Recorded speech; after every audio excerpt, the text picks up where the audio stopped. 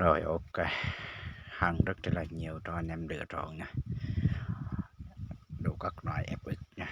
Đó, hàng rất là nhiều. Đó, rất là mệt mỏi nha, rất là lâu rồi. Dài đây, đây hàng đây, rất là mệt nha. Đó, hàng kia rất là nhiều. Mấy hôm nay thời tiết rất là nóng nữa. Đó, cho nên là đây đủ các loại cho anh em lựa chọn luôn. Đó, con đồ cũng có này. Đó, anh em thích con xương cá, con tròn cũng có hết, đầy đủ mọi thứ cho anh em lựa chọn. Đó, ok rồi, rất là nhiều nha. Anh em nào thật sự mà hàng ở Mỹ nhớ nhắn tin qua đường link cho mình nha. Mấy hôm nay mình đang bận công việc, mình đang bận làm nhà, cho nên là không lên được video cho anh em thông cảm cho mình nha. Đó, hàng rất là nhiều. Đó, đủ các loại FX luôn. Đó, rất là đẹp nha. Đó, ok rồi.